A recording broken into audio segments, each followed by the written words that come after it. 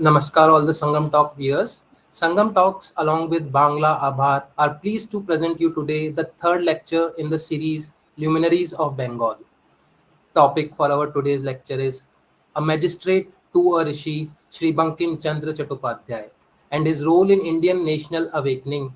This is the third episode of a 11 episode series in Luminaries of Bengal. Much has been said by many from various ideological persuasions about the baneful effects of the colonial English education system and Macaulay Putras, and how it has crippled India or Bharat's creative spirit. People have also raised questions over the term Bengal Renaissance, as it is commonly used to describe the highly creative phase in the 19th century colonial India.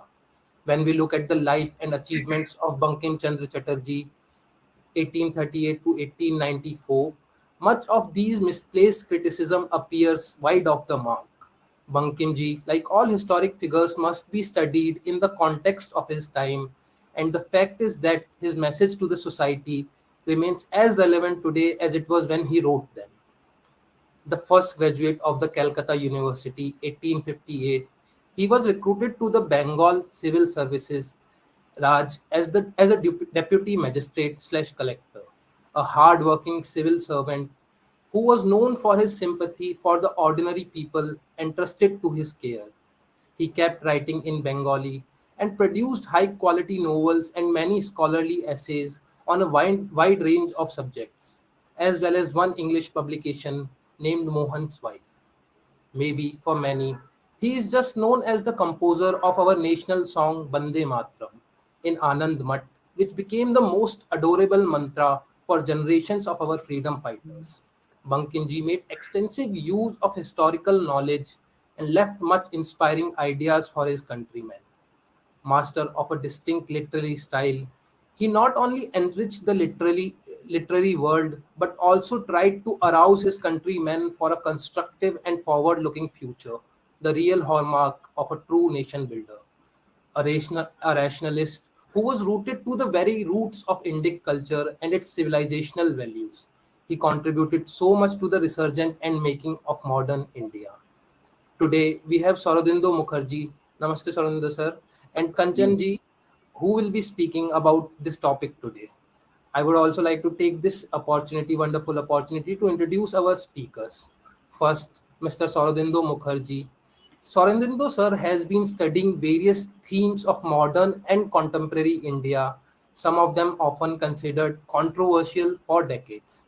Some of his major works are Peasants' Movement in Colonial India, Bihar, Subjects, Citizens and Refugees, Tragedy in the Chittagong Hill Tracts 1947 to 1998, Hindus betrayed, religious cleansing in Bangladesh, Caliphate movement in India 1919 to 1924, and his most recently published book is the Citizenship Amendment Act 2019. Some reflection. Its Bangla translation, Juktir Aloke Dekha, Nagorik Sansodhani Ain 2019, came out just last week. He makes use of archival materials which he has collected for over 45 years from various depositories, archives from India and abroad in his research and writings. He also goes to the grassroots to collect information about the past events. He has written articles on Indian foreign policy, cultural nationalism, historiography, and various facets of Indian history, society, and politics. He, along with well known archaeologists, historians, was one of the earliest to collect evidence for the Ram Temple of Ayodhya and wrote the piece on BJP's foreign policy when its first website was launched in 1998. A PhD from the University of Delhi, he had been a postdoctoral research scholar at the Department of History, Birkbeck College, University of London, and a Charles Wallace Visiting Fellow at the Department of Politics, Center of Indian Studies, University of Hull. After his retirement from Delhi University, where he had taught modern history for over 40 years, he was appointed a member of the Central Executive of Indian Council of Historical Research, ICHR.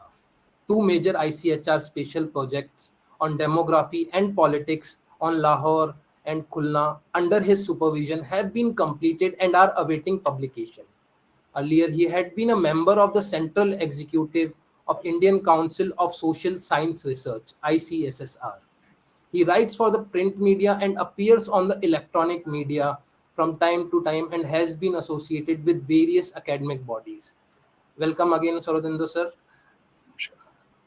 Kanchan sir, he's a thinker, Kanchan Banerjee ji, he's a thinker, researcher, author, social leader, the founder and managing director of a research institute called Boston Center of Excellence for Health and Human Development. Kanchan Banerjee ji was born in a small village of West Bengal, India, where he had the first-hand experience of the communist movements, including the rise of the front and Naxalism. Later, he moved to the USA to study computer science. As it happens with anybody living far away from his or her native place, he also feels a deeper connection to the roots. From far, Kanchanji could see India in a different light, the India of the past, invaded, colonized, yet survived along with its cultural history and heritage. He started questioning many facts about India learned from textbooks in India and the West, media and literature. That's when he began researching and studying Indian history in world contexts to determine why Indians are so naive about their past and uncaring about their future and the way out for India to become. Welcome, Kanchanji. Welcome to this talk today. With this, I will hand over this talk to Kanchanji. Kanchanji, please take over. Namaskar. Thank you, Akshayji, for this introduction. Long one. And first, I wanted to thank Sangam Talks again for organizing, hosting this series called The Luminaries of Bengal. Um, I am the founder and currently international convener for our organization NGO called Bangla Abar, which means Bengal again. And name already tells that why we call Bangla Abar, because Bengal has lost its glorious days and in very bad state today, culturally, politically, economically. And we thought that maybe bringing up this subject, the great people who contributed significantly um, in the formation of modern Bharat, maybe a good reminder to the Bengalis living across the globe, plus the rest of India, that these great people, we should remember, we should read again, we should learn from them how to make India great. Um, and Bangla Abar is an NGO. We do a lot of social, cultural activities to create awareness about Bengal's history and heritage and culture. Um, Now, today's topic, as Akshayji mentioned, is uh, Rishi Bankim Chandra Chattopadhyay, from a magistrate to a Rishi. And most people don't know why he's called a Rishi, because he was not in a traditional sense. He was not a yogi or a guru or like a great spiritual giant, unlike Vivekananda or Aurobindo. So that is the topic today, and how he his life and work impacted Bharat in a significant way. Um, so the series has 11 parts. So we have already covered Raja Rammohn Roy, Brahmo Samaj, and today is Bankim Chandra. Next few series, just to mention, next week same time we'll have Swami Vivekananda, and then we'll go and we have Rabindranath, we have Netaji Subhash Chandra, we have a couple of other topics, spiritual revolution and science revolution in Bengal, and then we'll end with Shama Prasad Mukherjee, the last great Bengali who has contributed significantly in the in modern Indian perspective. So we'll continue doing that, and again, thanks to Sangam Talks for that, hosting this program. I would like to go back a little bit, without mentioning about Ram Mohan and Brahma Samaj, Bankim Chandra's won't be complete. So first, let's look at the time period when Raja Rammohn Roy to Bankim Chandra they were born. Um, when Mughals are almost done, Aurangzeb died, so Mughal rule was ending. There was limited power. Maratha Confederation was active. Then we had Maharaja Ranjit Singh, the Sikh Punjab Confederation was there. In Bengal, Sirajdaulah was defeated by Clive, and East India Company came into existence. And it is a chaotic time. And during that time, Bengal, soil of Bengal, gave birth to many, many great luminaries. And the very first one in that series was Rajarshi Ram Mohan Roy. And Ram Mohan Roy was born in 1772. To give a perspective, Ramakrishna Paramahansa was born in 1836, 3 years after Ram Mohan Roy left this world. Bankim Chandra was born in 1838, 2 years after Ramakrishna Paramahansa, and Swami Vivekananda was born in 1863. So there was a period of 70 plus years when these luminaries are coming one after another. There's a reason for that, because Bharat, as many people are saying, will become Vishwa Guru and great nation, a developed nation. But Bharat has been a Vishwa Guru forever, not just today, not just a future. It is Vishwa Guru till now. Only thing is the idea of Vishwa Guru has not come out properly because of our people in India are lagging behind. They're forgotten. So in that time frame, Ramon Roy was born when Farsi was the language, official language, uh, part maybe some Arabic, maybe some Hindustani. But then when East India Company came, they also started using Farsi as an official language for governance. Um, and at that time, Ramon Roy uh, came into being. He basically suggested that English should be a language of education, learning. And many people, by mistake or ignorance or intentionally, said that Ramon Roy was against Sanskrit. And why I'm mentioning that, it has a connection for Bankim Chandra. You'll see in a minute. But before that, I forgot to mention these luminaries that today's India owe a lot to three people who happens to be Bengalis. One is Bande Mataram was written by Bankim Chandra. It not only became the national song, but it was the mantra for a lot of things we do during independence and even today. Janagana Mana, which is the national anthem, was written by Ramindranath. Not only that, he also wrote the national anthem for Bangladesh, and he inspired the national anthem for Sri Lanka. Many people don't know this part. And Jai Hind. Jai Hind was given by Netaji Subhash Chandra Bose. So I think we should pay tribute to these people for reasons beyond our imagination.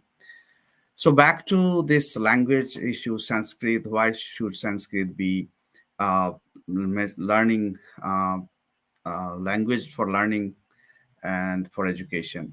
And British were trying to introduce Sanskrit through Sanskrit College, and Ramon Roy opposed it. He insisted on English as a medium, and this is what he actually said: the English language, I repeat, he said, quote, I repeat, it is the liver which has the instrument of conveying the entire range of knowledge is destined to move all Hindustan.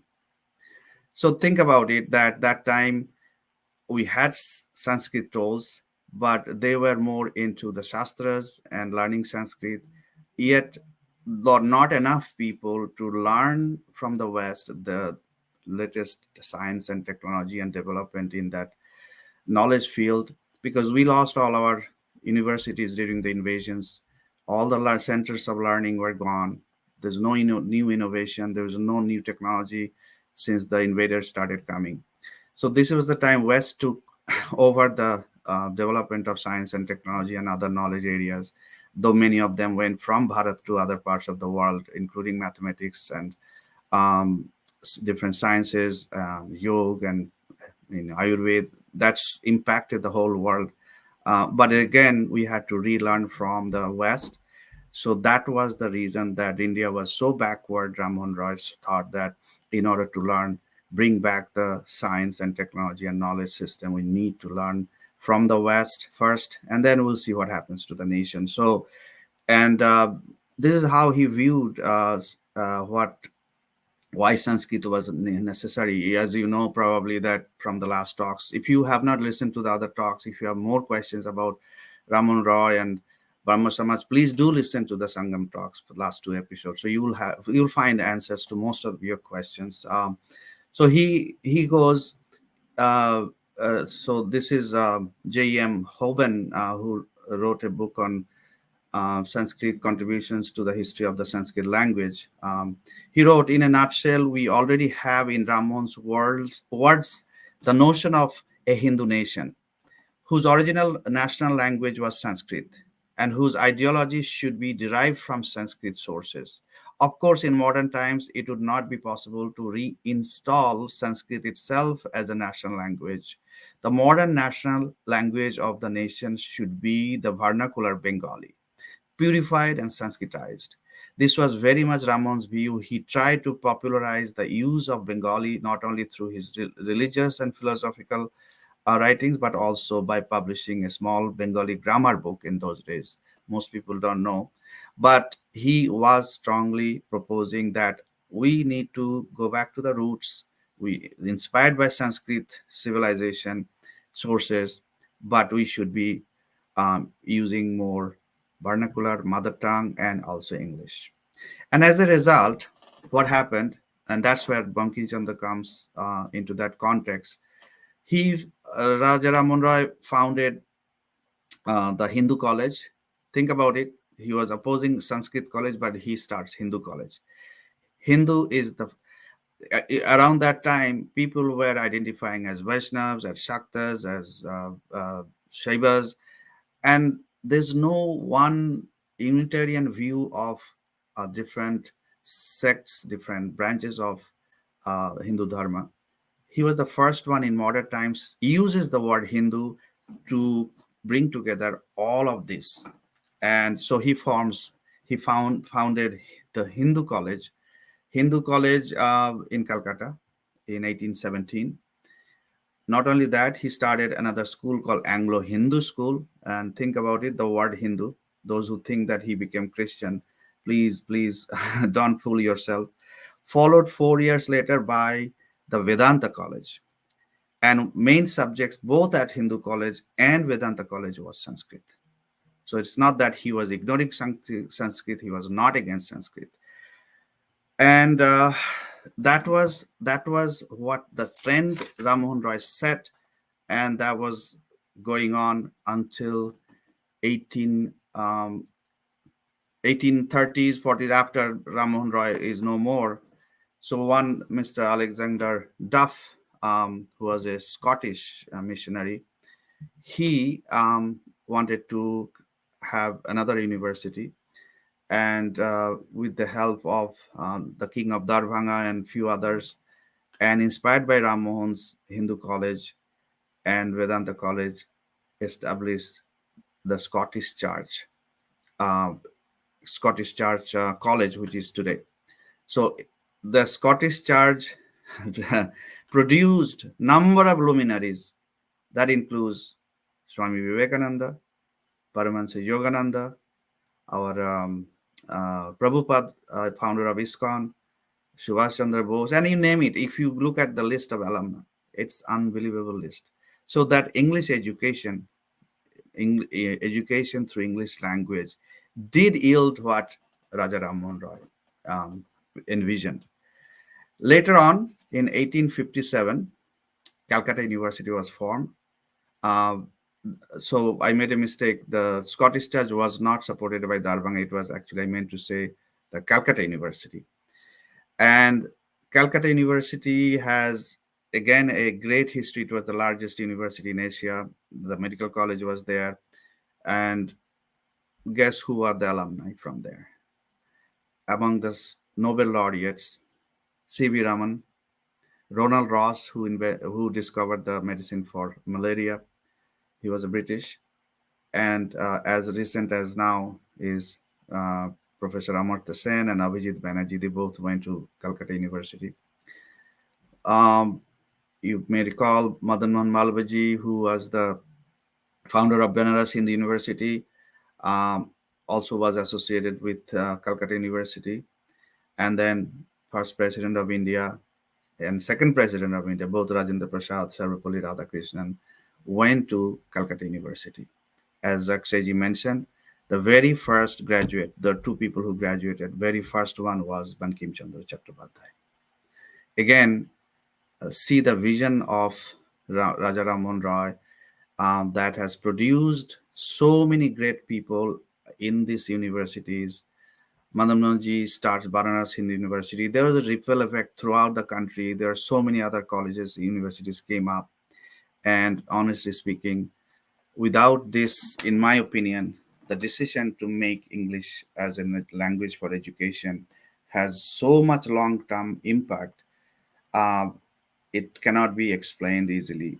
All the IITs, IIMs, medical schools, everything stems from this idea of use English. But then would Sanskrit be a national language? People say, well, because of that decision, Sanskrit can never be a national language. I doubt. It is the leaders of Bharat, independent Bharat since 1947. I think nobody made the actual effort to do that. It is doable, but we have to wait for some time. Perhaps it may happen. Now to Bankim Chandra Chattopadhyay, just briefly, and then I will hand it over to Professor Mukherjee. So I, I was always curious in my childhood, why Bankim Chandra is called a Rishi, because in Bengal, more people knew him as a Sahitya Samrat. He was a literary giant of his time. Like nobody compares with him even today. And Sahitya literature was that made him more famous in the beginning. But then he wrote this novel Anandamath, and he included this, um, I would say, stuti of Bharat Mata as Bande Mataram. And it was when he wrote it, actually, the publisher, I'll share a story about it, what I read long back. I don't remember exact incident. So he used to write regularly in a magazine, and he he was delaying that particular piece for that month. And the publisher was bugging him, hey, when are you going to give me or not? So one night it was full moon, and he sits down to write that article. But what came out was this Stuti of Bharat Mata, which is Bande Mataram. He gave it to the publisher, and publisher basically was not very happy. This is not to be published. But then it was hidden for some time until he included in Anandamath novel, which is about the condition of that time in Bharat and Bengal, and his veiled suggestions how to get out of both the past invasions and other challenges that we faced, and then British. So those of you who have not read, please do read Anandamath. Then, okay, so he was not a spiritual leader. He was not a guru. He was not, any like Ramakrishna Paramahansa or Aurobindo. He was none of those. So why he was called Rishi was a question in my childhood, and I found the answer many years later when I read Sri Aurobindo. It was Sri Aurobindo who was himself is a Rishi. He gave the title Rishi to Bankim Chandra, and he defined why he should be called Rishi. So he said, um, divined linguistic need. So he gave perfect and satisfying language to Bengal for the new self that was growing into, was a national service as Bengal led India in its hour of awakening. So he's giving credit to him that through Bengali language in Bengal, he gave a lot. So that's one of the reasons why he's called a Rishi. Next one is divine political need. He bade us leave the canine method of agitation for the leonine. Mark the words of Sri Aurobindo. He bade us leave the canine method, barking like a dog, of agitation for the leonine, be a lion. The mother of his vision held transient steel in her twice 70 million hands and not the bowl of medicament.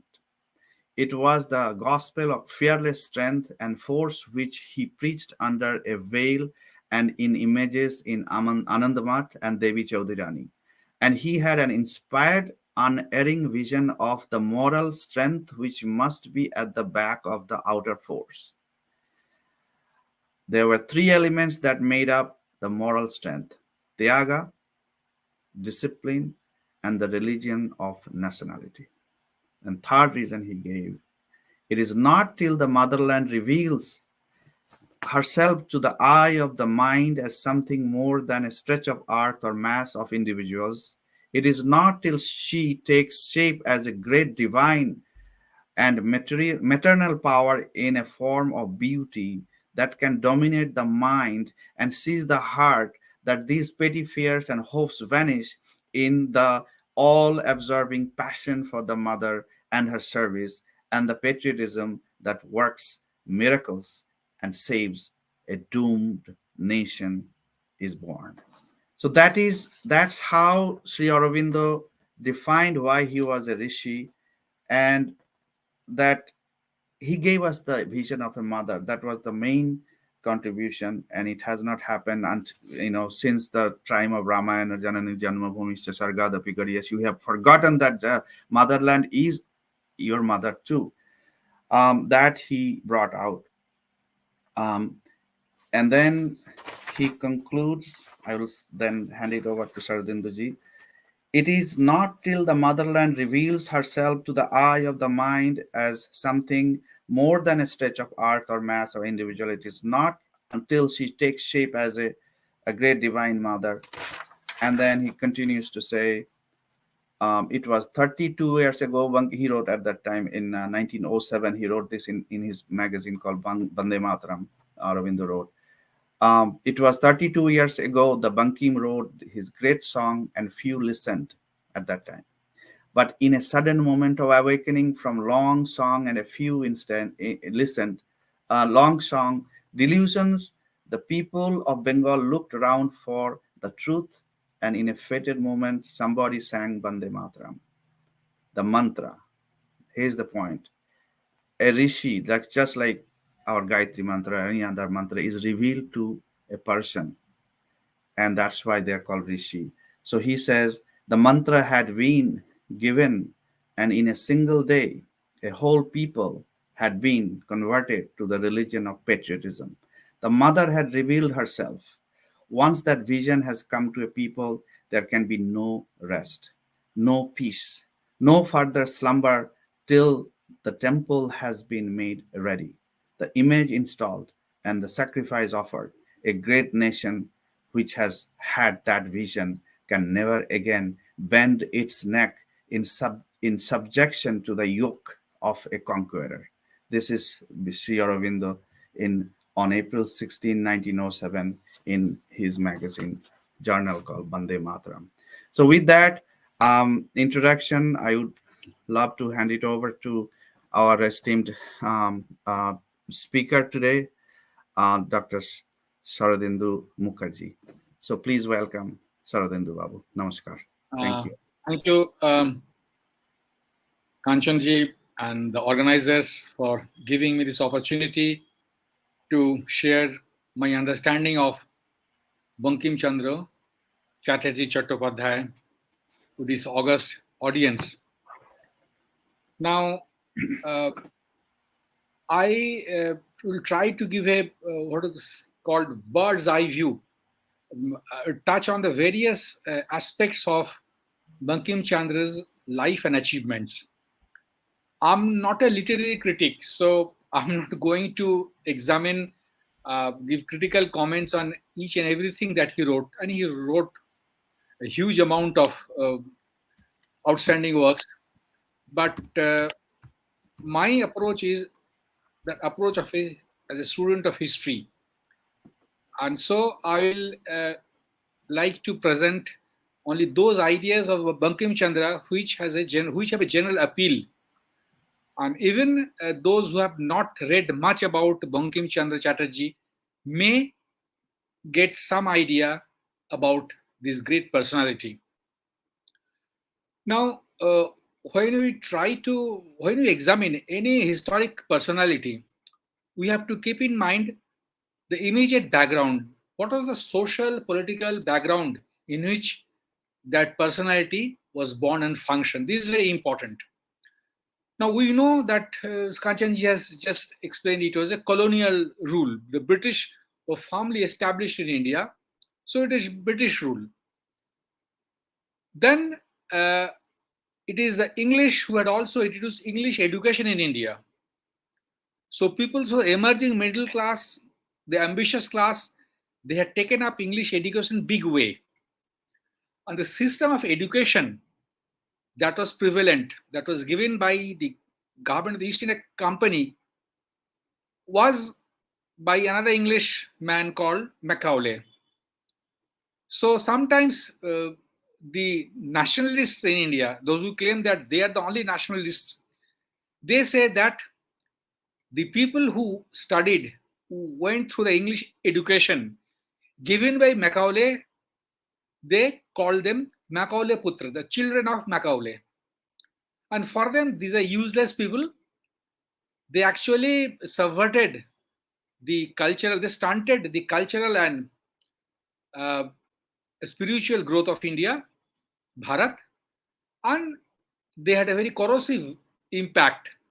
And so they looked down upon the products of the British colonial system. Like, look, we all love our country, India. We all love our mother tongues, whatever language you speak at home, Tamil or Bengali or Hindi or Gujarati or whatever, Marathi. At the same time, the fact remains that modern education, in whatever sense you describe modern, that was given by the English. Fine. Now, if we dismiss the products of English education, colonial system as Macaulay Putra, useless people who did nothing actually, were meant to be created by British to be clerks only, they are doing a very, very big wrong, very wrong, grievous wrong to the achievements of these luminaries. Because mind you, let's be very frank about it. Last and first time an Indian sitting in India got a Nobel Prize in Science was C.V. Raman. That was in British days.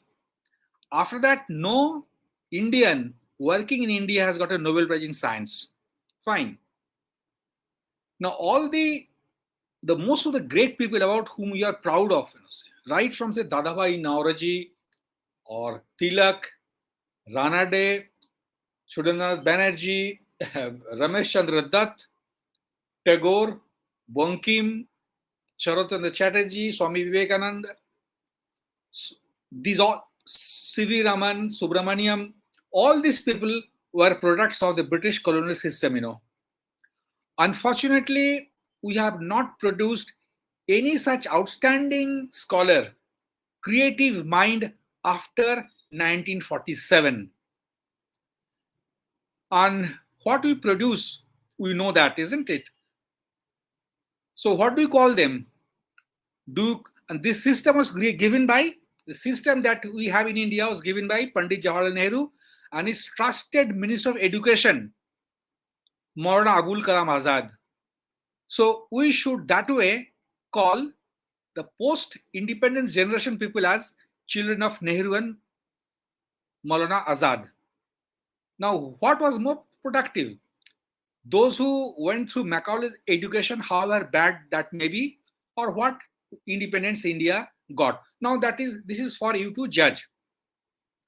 This is one. Next point is, this is called Bengal Renaissance. This is a phenomena, this high creativity, all walks of, creative endeavor, literature, art, science, philosophy, politics also. So the greatest, as I just mentioned, They were products of this time, Nothing like that had happened since then. I'm not going back to ancient India when our ancestors had so much in all walks of life. But then, because of foreign invasions, the brutality, it suffered. For more than 1,000 years, all our creativity had been finished. So this is when this generation of Indians, Raja Rammohn onwards, they emerged, and they were very accomplished people, and they achieved so much in the field of the literature, the philosophy, science, education, art, everywhere they excelled. So we call it Renaissance. Whether we like the term, and if you compare with the European Renaissance, that's a different matter altogether. But the point remains that it's a very highly creative time, and nothing like this has been experienced in India after 1947. Let's be very frank and honest. Most of our bright people, they go abroad. They don't want to stay back in India. Another important fact, and this is very important, which is deliberately suppressed by Indian historians, Indian politicians, is that this is also a very, very dangerous time. Bankim was born in 1838, isn't it?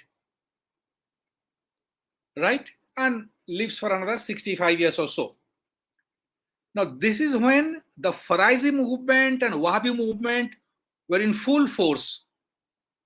Wahhabi movement was in North India, right from, say, Bareilly, Delhi to Balakot, where Indian Air Force had bombed few years back in Pakistan. These are the centers of the Wahhabi movement. And Bengal was the center where the Faraizis launched a severe movement. These movements were actually to re-establish Muslim rule in India. Very dangerous movements. And the last Wahhabi trial was held in Calcutta in 1871. That is 7 years after Swami Vivekananda was born. These people are still active. 1871. When Bankim had already produced some of his greatest literary works, they are still active. But our historians deliberately suppress this because they have to prove that Raja Rammohn Roy onwards, all of them are British collaborators. They're not true Indians actually. They're collaborating with the British for their own vested interests. So Bankim also would fall into that. Rammohn Roy would fall into that. That way, every Indian, whether Bombay, Pune, Madras, they would be collaborating with the British. Because Tilak also talked of modern education, English education, isn't it? He also, even Tilak can be called like that. They're all collaborating with the British rule, and they are very dangerous people. Now, what is the choice? You see, as I started my talk by saying that you have to judge every personality, every achievement in the context of time. If they had not even maintained this much of good relationship with the British, that means you are siding with the Wahhabis. Sir Syed Ahmad of Aligarh Muslim University Fez, he had already started his movement. He was abusing Congress. He was abusing nationalists all throughout. But our historians deliberately suppress it so that they can say that communal movement started in India because of people like because of Bankim, because of Tilak and things like that. My God, if the British had not stopped the Wahhabis, finished them off, India would have been again captured by the Faraizis and Wahhabis. And this is what Sir Syed Ahmad has been talking for the 19th century. Pan-Islamists talked about that. Sir Amir Ali says, Amir Ali is doing that also. So, the point is that in history, incomplete knowledge is very, very dangerous. Because if they were pro-British, that means they shouldn't have been then what choice they had? They should have sided the Wahhabis and Faraizis. Very, very dangerous. So they had to survive. So to survive, some kind of compromise was necessary. Yet Bankim never gained an extra paisa from his contact with British government. Okay, now let me say briefly summarize some of the things like that. Bankim was a first graduate of Calcutta University, 1858. Just 20, at the age of 20, he got a job as a deputy magistrate and deputy collector in Bengal, which is a very big province, Assam, present Bangladesh, like that.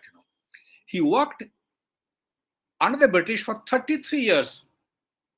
33 years he worked, same rank, except for 6 months he became assistant secretary to government of Bengal. 33 years without any promotion, same job. And this is before the ICS, these jobs were created. So this is one of the highest paid, most prestigious government jobs in the country. And Bankim Chandra never got any favor from the British government. Yet, he had the conviction, he had the courage, he had the honesty to criticize the British rule. As he has done in another matter. As he did in so many essays that he wrote, so many commentaries he wrote about Christian missionaries, and never desisted from pointing out the positive aspects of Hindu society, Hindu religion, which we can't do now. Which we can't do now even 75 years of independence. Will immediately say, push back. बहुत हिंदू बात करते हो तुम, ये ठीक नहीं है. Even if you're telling the truth, you're not supposed. So no wonder, now how to judge a nation? You call them names. Ram Mohan Roy, Bankim did this, A country, a nation which has no moral conviction to write an honest, objective textbooks for school textbooks. What do we expect from that society? We have not produced a standard textbook last 75 years. We don't. And yet we go on criticizing Macaulay Putras did that. R.C. Dutt, the second batch of Indians who get into ICS, who along with Dadabhai Naoroji, the patron saint of Indian nationalism, the father figures, they wrote on the drain theory, how the British were exploiting India. Being the ICS, he later on became president of Congress twice. R.C. Dutt's book on History of India was taught in Indian school in 1920s and 30s. My father's generation, those who went to school, they studied that book.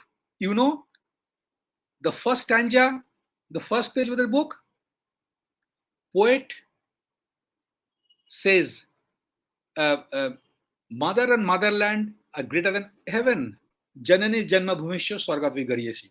This is how R.C. Dutt started the history book, which the British had allowed Indians to be taught. Janani Janma Bhumishya Swargat Vigaryeshi. So you see, must give the British due what they got, some space, some cultural space, some thinking space they are going to concede to the Indians, which was not possible in the Mughal time.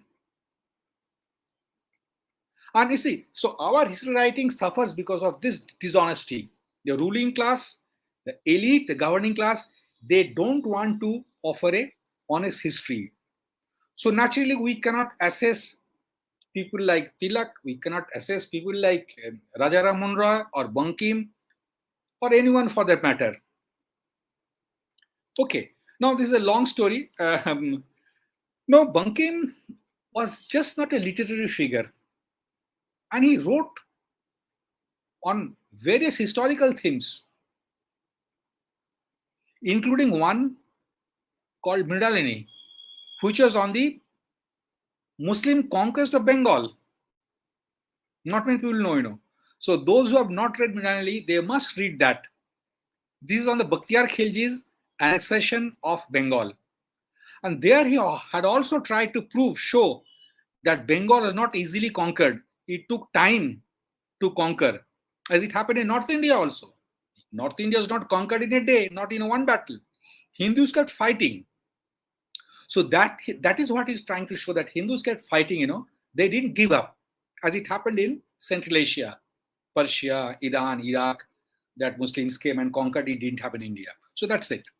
So Bankim was a polymath, actually. Besides a master of a grand style, literature, very high quality Bengali language, which present generation finds very difficult to understand. But it was wonderful. Tagore is a young man, Tagore, 18-year-old, he says, I had gone for a meeting and found a gentleman. He looked so impressive and everyone trying to talk to him. He said, I was wondering, who could this be? Is this Bankim Babu? Then he says, I was so apprehensive, so scared that I didn't feel like approaching him. But I realized that he's that great man. Though often, sometime later in life, Bankim and Tagore had some differences, but it was very decent. Tagore had criticized some of the writings of Bankim, and Bankim writes that, okay, normally I don't respond to criticism because he's part of my life. So, but he praises Tagore. He's a very talented, very generous, large-hearted man. It's a bright future. So if he says something about me, I don't mind, you see. Not many people in this generation will have a philosophy like this. It's like, okay, it's a bacha hai. So like that, he took it like that. Okay. So, so before Tagore, and you see, by writing in Bengali, the classics in Bengali, Bankim Chandra provided an alternative that if people, elite, ambitious Indians were studying English language, they also should read Bengali language. And many of his books were translated in all over various Indian languages. So in that sense, Bankim's overall message was to encourage, give an encouragement, give a fillip to the development of Indian languages, which is very key.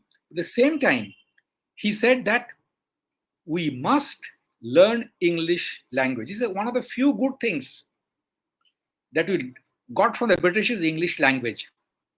He said, and he says, without English language, we cannot unite Indians from various states. He said, how can you talk to a Maharashtrian? How can you talk to a Tamilian? How can you talk to Gujarati? Names it. Because his Sanskrit is almost finished. You see, the point is that he knew Sanskrit very well. If you read his studies on Hindu scriptures, Krishna Charita especially, my God, he revised it so many times and ultimately proved that, okay, Mahabharata is a historic document and Krishna was a real person. As best of human beings, he said.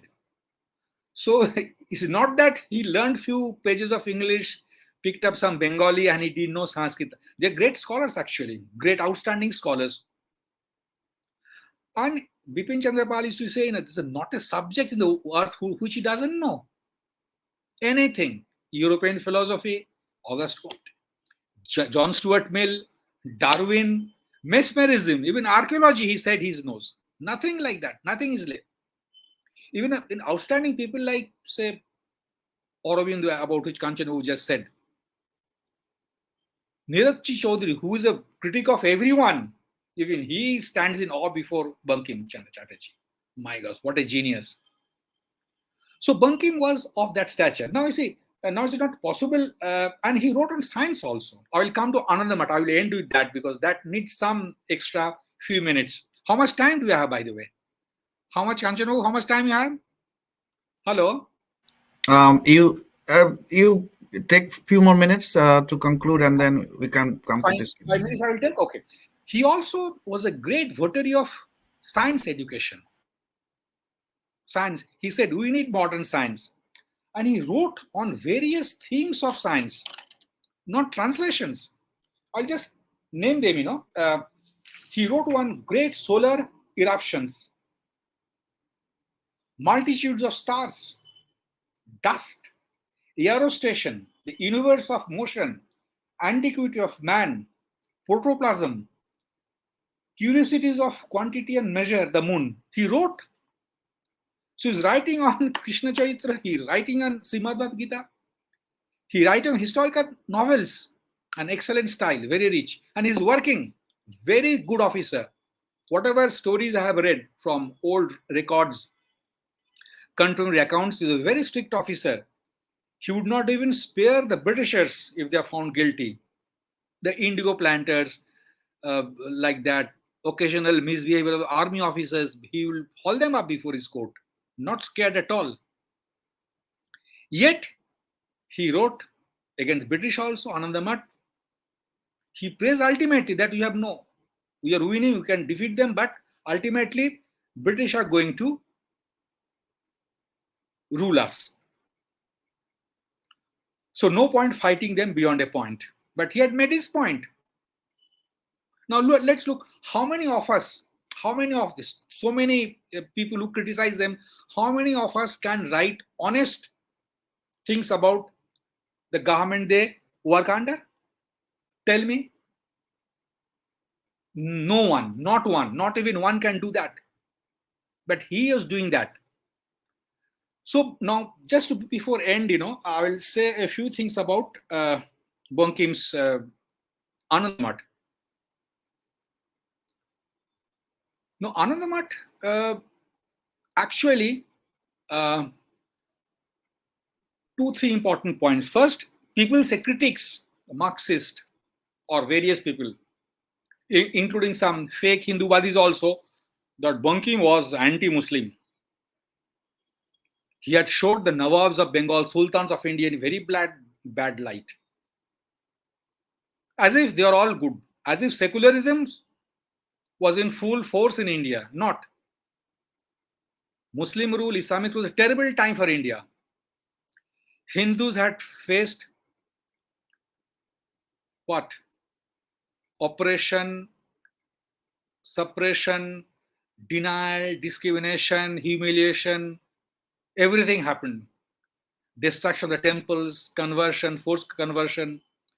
So the condition of Hindus was very, very pitiable at that time.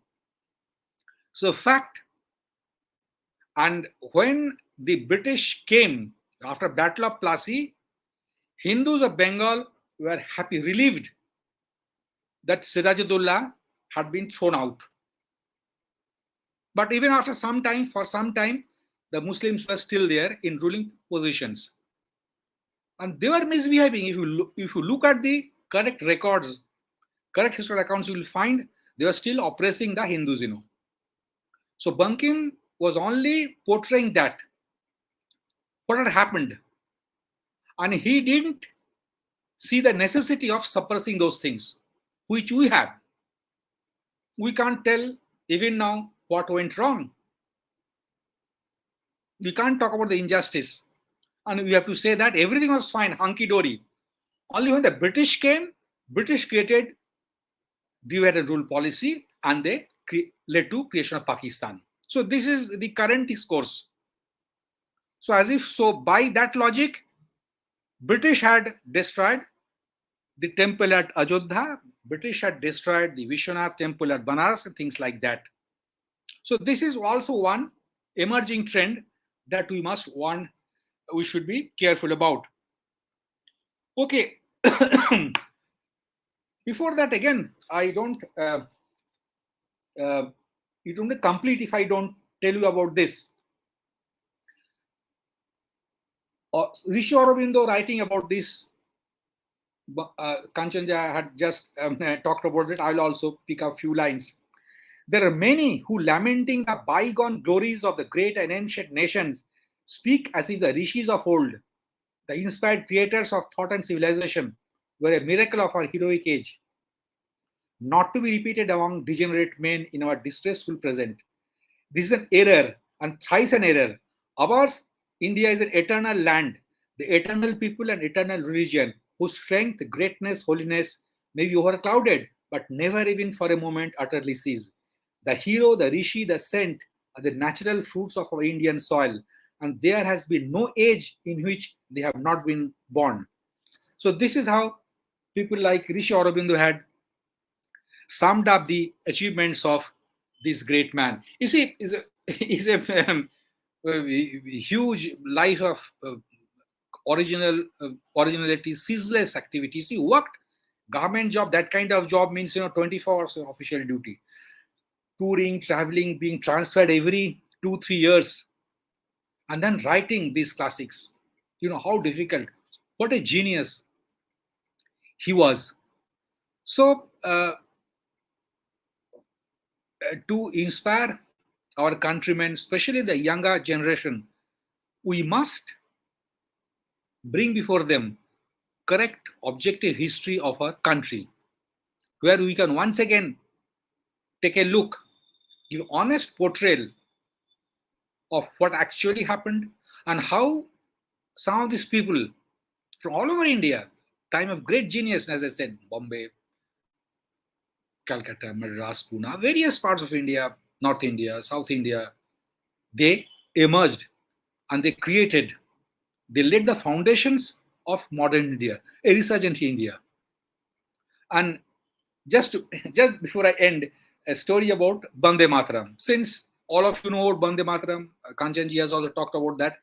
Bande Mataram was just a one-page poetry, and the journal Bangladesh, which used to edit Bankim, one page, the end of the book was meant as a filler. कुछ भी भर दो वहां पे, लिख के डाल दो एक मोटा मोटी. So one issue was being prepared, then that filler, one space was there. Then the gentleman who was looking at the press, he said, Babuji, give me something. Yeah, this press has to fill up. Then reluctantly, Bankim Chandra said, okay, I've written this, whether I don't know if this will do. So, okay, you can use this. So this is Bankim Chandra Chattopadhyay's Anandamat, classic. That was printed, carried first. Then after 4 years, Anandamat came out, and then it was included in the book. And then it becomes very, very famous. And then all kinds of controversies were created by people 1930s onward, Muhammad Jinnah. And then again, if you look at, I have a collection of articles written by some of the eminent historians whose textbooks are still being taught in India compulsorily, what kind of language they have used against Bankim Chandra Anandamat. Unfortunately, those books are still there, Okay. So he's a wonderful character, a great creative mind, original mind. And actually, 20 minutes, 30 minutes, you just can't do justice. I began with a statement that I'll just sum up some of the salient features, the most important contributions, and I do a quick bird's eye view of the subjects. This is what I have done. I don't know I've been able to pass on anything No, of relevance to you. no, Thank you great. so much. Thank Thank you so much. Thank you, Professor Mukherjee, for this enchanting revelation about Bankim Chandra. I wanted to pass on a joke relating to Bankim Chandra and meeting with Sri Ramakrishna Paramahansa. So they met, they were contemporaries, and Ramakrishna Paramahansa asked Bankim Chandra, why your name is Bankim Chandra? Meaning, Tera is tilted, Tera hai. So Bankim Chandra was equally humorous. He said, because I am fighting against the British, so they threw a shoe at me. That's why I'm Tera. I'm Bankim. So that was recorded by people. Yes. So, Professor Mukherjee, you have actually given a kind of background of that time and till date, and I'm thankful that you noted this very well, that modern day so-called historians or Marxist historians or secular historians, they say that the whole divide between Hindus and Muslims happened because of mostly for one man who created this idea of Bande Mataram as a Hindu nationalism, not nationalism, but a Hindu nationalism that kept the Muslims away from mainstream. That is an accusation that is there, and they also blame Sri Aurobindo for that.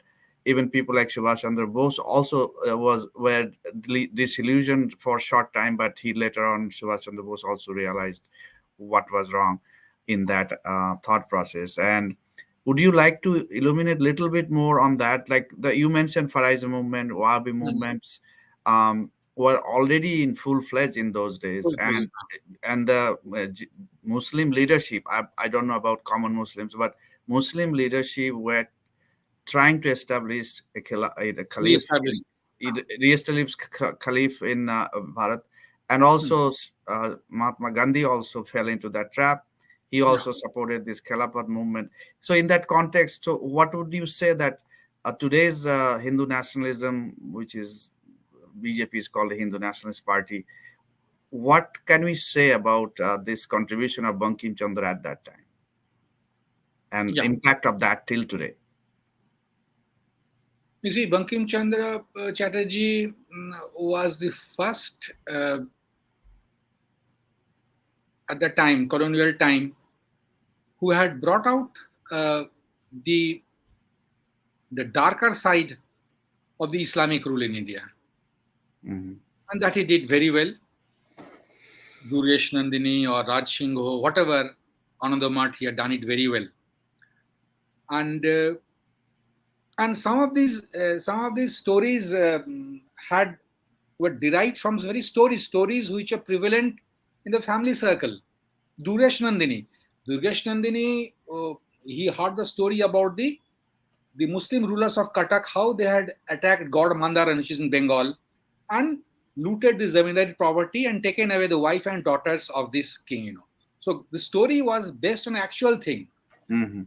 And more I look at the records, because I said I look at records. So actually, I'm writing something on Anandamat for the last more than a decade. I've already done 60, 70 pages, but I'm still not satisfied with my conclusion. Hopefully, I'll try to bring it out this year. So they also have gone through the records when the British came. And everywhere the same thing is there. The British, the Indians, Hindus are very happy that the Muslim rule will end, Mhm.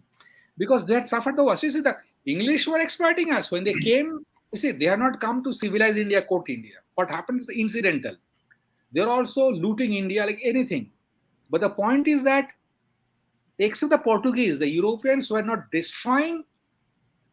desecrating Hindu temples and building churches over that. Portuguese had done this thing in Goa. Rest of India, the Christian mission is not doing that. They had a subtler methods, with the result that Christian population in India is still about 2-3%. Now we hear a lot of stories about neo-Christians in here and there, but I'm not very sure about that census figures. But that time Christian population was much less.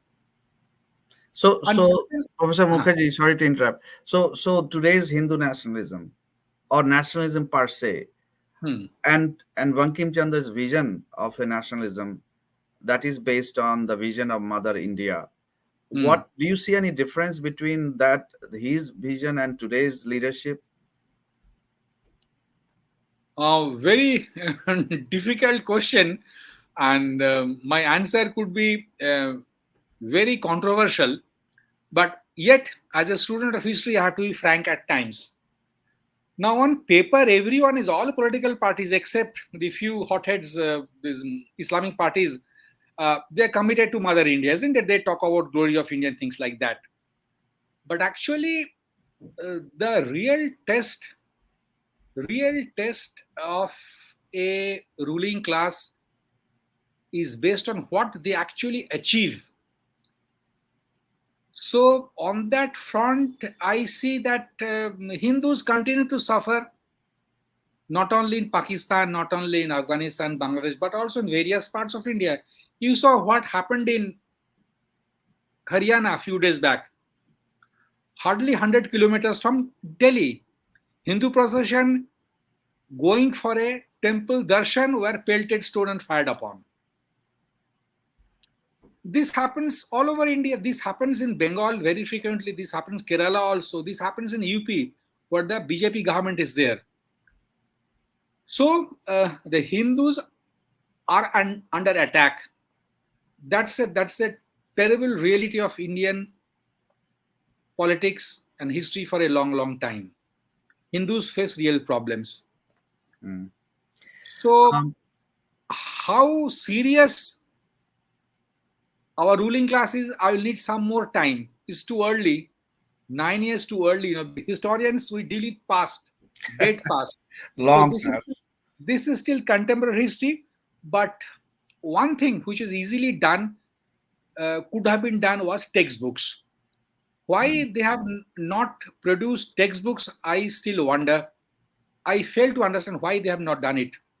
When Congress government came back to power in 2004, immediately they set up a committee, and 2005 they gave the new textbooks. 2005, those textbooks are still going strong, and most of these textbooks are written by people who are either Marxist or pro. They definitely very great anti-Hindu bias. Why this has not been done by this government, I just fail to understand. I know by saying this I earned many more enemies, but I don't care, because my job is to tell honest history, objective history.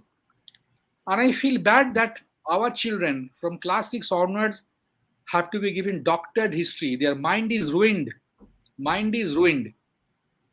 So So 9 years has so much opportunity.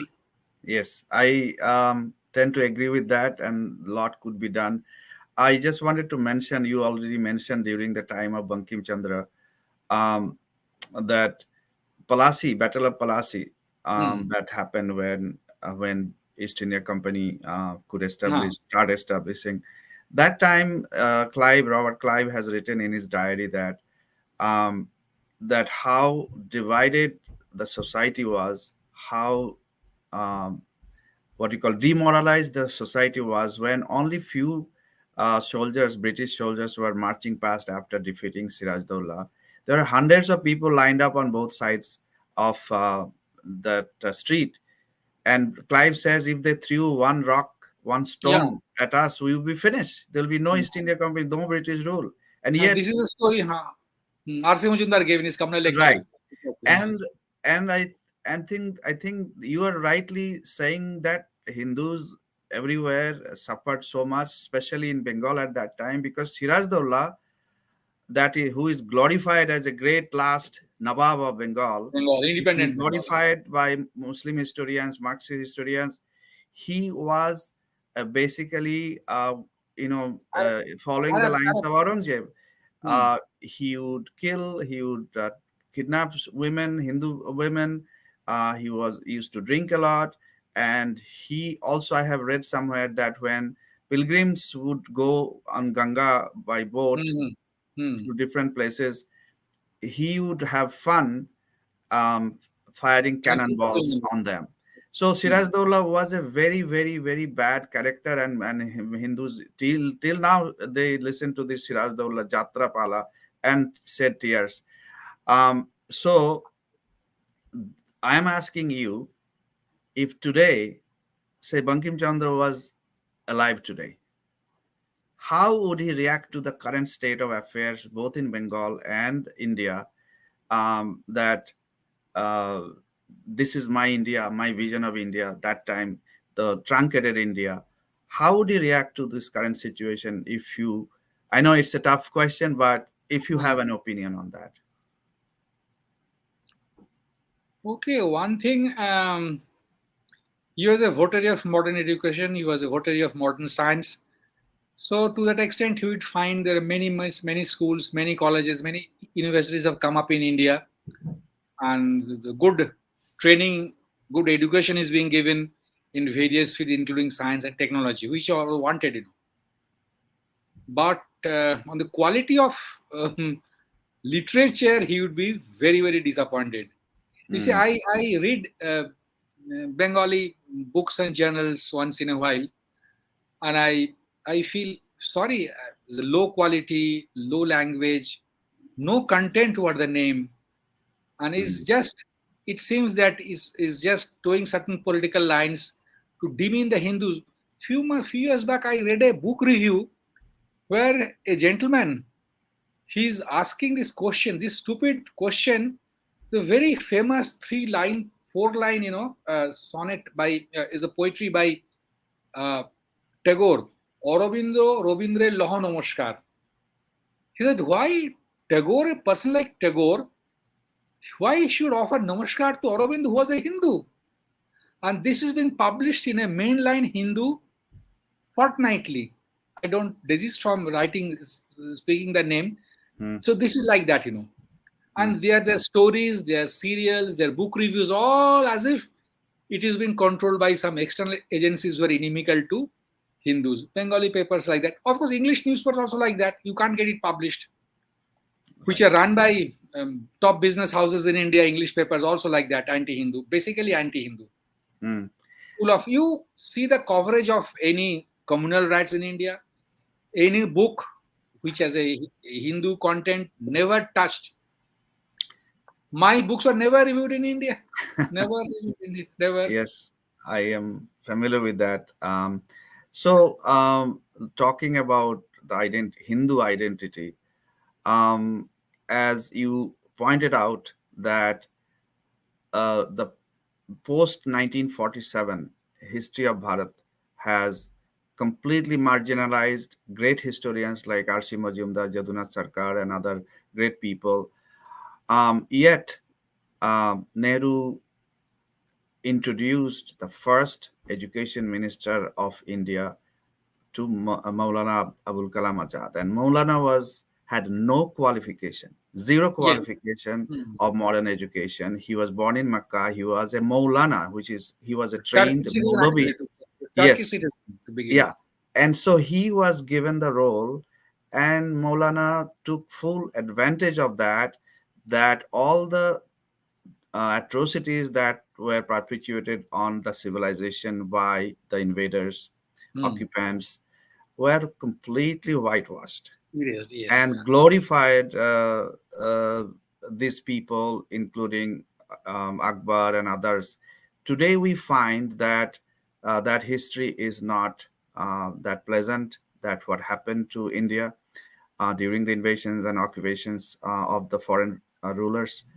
And then, if that one Maulana was not enough, Indira Gandhi appoints Nurul Hasan, who was a mixture of communist and Islamist. He was made a. So now, as you noted, the textbooks are still following what they had. Yes.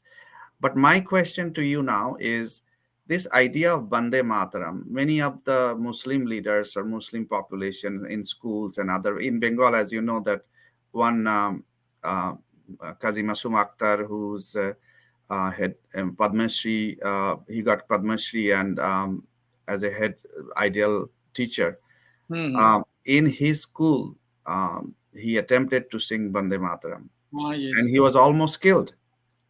Now, is there any solution to this problem? That Bande Mataram means you basically motherland. The motherland. And apparently Quran says that there's only one God, that is Allah. And how do you find a solution, common ground? I'm not saying that all Muslims feel this way, but it is that contentious issue. How do you resolve this issue? Is there any possibility of resolving this issue? This is not at all a contentious issue. It's only the apologists they have turned into issue as well. We must maintain that this is India's cultural symbol, and there's no compromise on that. You accept it or not. Why we should be guided by what is done in Arabia 100 years, 1,000 years back? We're not guided by that. We should be guided by our indigenous culture. What grows on Indian soil, what grows in Indian mind, we should be guided by that. So this is such an absurd thing, because and this during anti-partition movement, Hindus and Muslims have both sung this song. Only 1930s onward, they took up this issue, that this is communal, this is pro-Hindu, things like that. But we should not compromise. This is our national song, and this is actually, you see, that imagery of Durga that is portrayed is a deity, we worship, and we merge that with the image of Mother India, motherland. So what's wrong in that? Why should I change my cultural norms because of some external factors? You don't accept. We stick to this because this is our own. Isn't it? This is our own, indigenous. Not borrowing some idea. And this is understood by majority of Indians. And I'm sure, because you see, Hindus take a defensive stand. Hindu leaders take a defensive stand. Okay, we don't do it. Because when they started, Gandhi had already, by encouraging Khilafat movement, by when the Moplas killed thousands of Hindus in Kerala, Congress had already taken a stand that Hindus should not be given any encouragement. Hindus don't need to leave also. We can sacrifice Hindus. And every absurd demand of Muslims should be accepted in the name of national unity. So Congress had given this direction, this line to the nationalists. Otherwise, Hindu resurgence was going on very well. Gandhi stopped that. And since then, it became an taboo that you should not discuss anything which exposes Islam like that. So Hindu should compromise, Hindu should swallow, and everything will hunky-dory. So this got into the habit, mindset of India's politicians, ruling class, are all ambitious, successful, quote-unquote people, that they should play safe and they should give up. So what happens in partition? Jinnah said time and again that we can't live together, we don't intertwine, we don't intermarry. Your heroes are our villains, your villains are our heroes. So the country should be divided and exchange of population. He did that. They threw out the Hindus from West Pakistan. We didn't do it. Yes. We didn't do it. We're suffering because of that. Yeah. So I'm reading some comments. There's no actual questions. I'm going fine. through this, but one comment is there, and I want to brought to your attention also and have deep discussion on that. This whole idea of so-called Hindutva. At modern day, people, politicians refer that it was Bir Savarkar who has introduced the term Hindutva. But in my studies, I have found my research, when I was writing my book, I found out that it was first Raja Rammohun Roy gave this idea of Hindu nation. He used the term Hindu everywhere. He didn't use the word Saivite, Krishnite, and all this. But then Bankim Chandra is the one, through this idea of Mother India, brings this idea of Hindu nation, Hindu nationalism. He explicitly, he may not have said everything because he had to watch out for himself, not to go to jail. Also, and same. So then, Chandranath Basu, who was actually contemporary and big follower of Bankim Chandra, he is the one who wrote the first book titled Hindutva in Bangla. And I think today most people don't even know about it. People quote Rajnayan Basu, who was the grandfather of Sri Aurobindo. He was the first time coined this, but actually Chandranath Basu, who is the one. So what do you see the difference between this Bankim Chandranath Basu idea of Hindutva and today's Hindutva, that is mostly political Hindutva and misunderstood? You ask 5 leaders what is the meaning of Hindutva, you will get 5 different answers.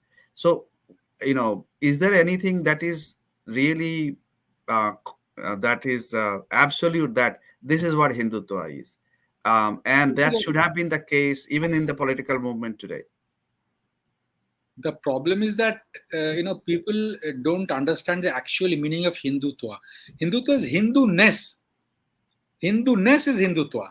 Even Tagore had used this term when Madan Mohan Malaviya ji had set up BHU, Banaras Hindi University. Tagore wrote a beautiful article, 5-6 pages, praising Madan Mohan Malaviya ji for starting Hindu Mahasabha. No, BHU. Madan Mohan Malaviya setting up BHU, Tagore had praised, full-length article on that. People don't know. Tagore had praised and saying that this is a good thing, because they said, starting point that people think Hindus can't do big things. Hindus are happy with doing small things. And there, he uses the term Hindutva, and he says Hindutva is Hindu-ness. I don't know people, because, our political class or the so-called intelligentsia intellectuals of Bengal of India 1947 they are no connection. They're not well educated. They have not learned the basics actually. So they pick up a word and they go on say criticizing this means that, and they have to find communal Hindu communalism in everything they do, so that they can rule. So I think basically the Hindu Congress movement, national movement was a Hindu movement. Hindus mainly participated. Very few Muslims participated in that. Individuals.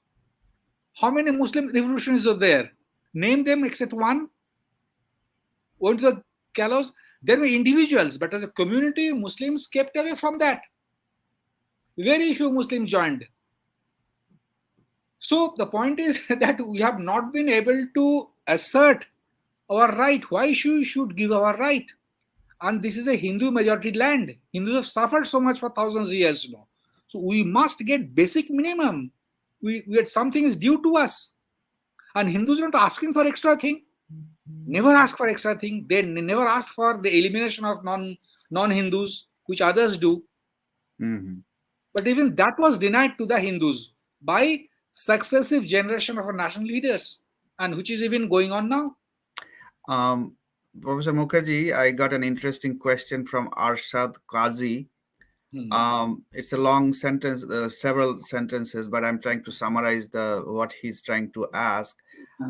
Basically, why does the Dalit Hindus don't talk in your lines that Gandhi and Congress sacrificed Hindu sentiments over Muslims?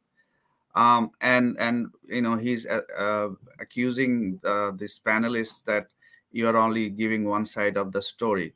So the point is, Dalits and other Dalits don't talk about like the way Gandhiji talk and Congress.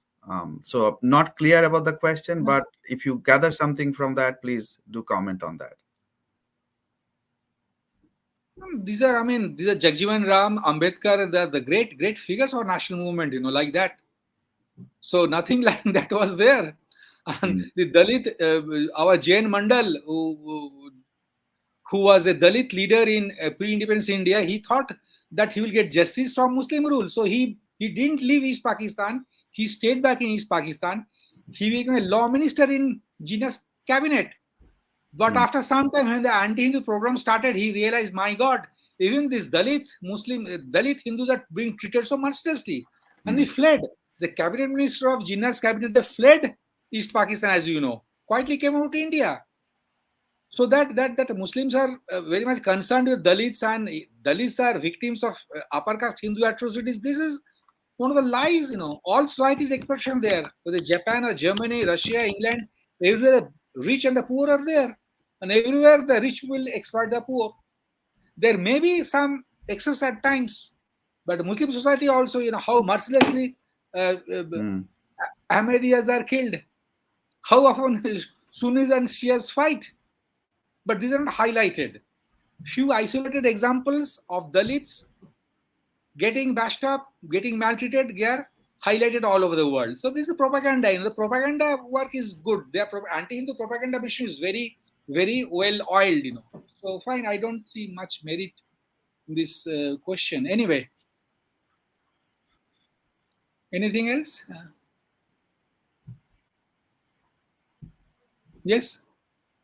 No, I think there is no more questions or comments that is very relevant to this topic. I think we can conclude in a couple of minutes and then end this discussion. So I would request you to summarize briefly about the contribution and like in 2 minutes contribution of Rishi Bankim Chandra Chattopadhyay, and put to rest the assumptions and ignorance of the Kupa Mundaks, those who the frog in the well. Yes, so please do conclude with a summary and in a couple of minutes, so we should be able to finish in few minutes. But you see, I told you that the time was so short and the subject is a huge subject, and it takes, I just look at this. There are Bankim Rachanavali, these two volumes of this size, about 900 pages, 2 volumes, volume 1, volume 2, plus hundreds of articles and books have been written on him, still being written. I mean, it's an annual ritual that there are few articles on Bankim Chandra criticizing that is a communal song and this is created divide and rule. Such a rubbish thing, Communalism, Hindu-Muslim divide, or any religious feud is not created by a song or a lullaby or a story.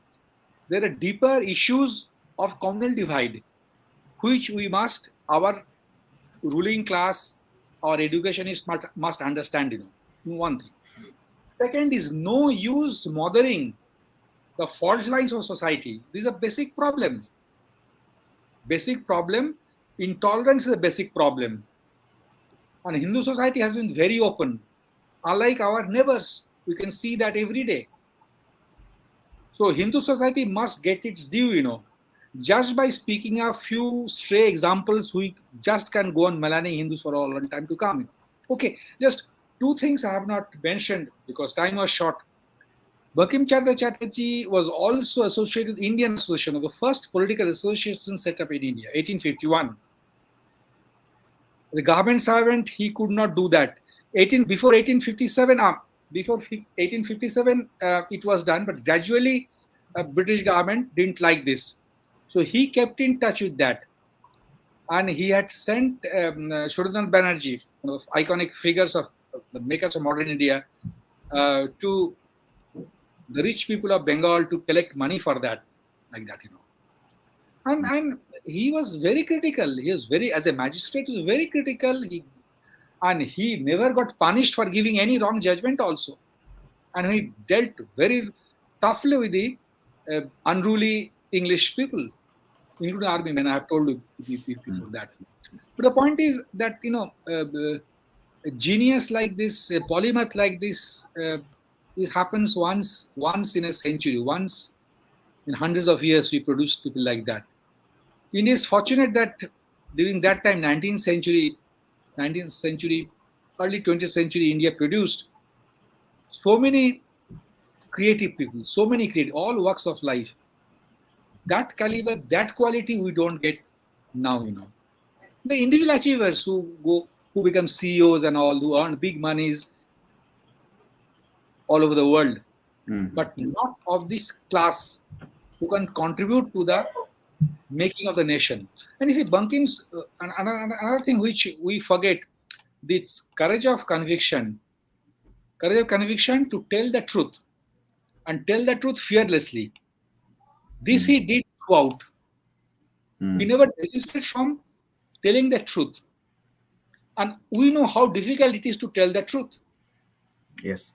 So thank you, Professor Mukherjee, for enlightening us about this life of the great Rishi Bankim Chandra. Let's conclude. I'll hand it over to Akshayji, who our host from Sangam. I must thank Sangam and Akshayji and Ninaji for hosting this session and mentioning to you that there are many more sessions to come. Next Sunday, same time, we'll have a very good discussion on Swami Vivekananda. So with that, Akshayji, it's yours, please. Thank you. Namaste. Bande Mataram. Thank you so much. Namaste, sir. Namaste. Thank you, Kanchanji. Thank you, Arun Saradinduji. On behalf of Sangam Talks, I would like to thank our respected speaker, Shri Saradindu Mukherjee ji and Kanchan Banerjee ji, for such an informative and educating session. I'm sure that all our viewers will learn a lot from this. Thank you so much, sir, for joining us today. Thanks a lot from Sangam Talks. I'll end this session. Thank you so much for hosting this, giving me an opportunity to talk to you. Thank you. Thank you for coming here, sir. Namaste. Bande Mataram. Bande Mataram. Bande Mataram.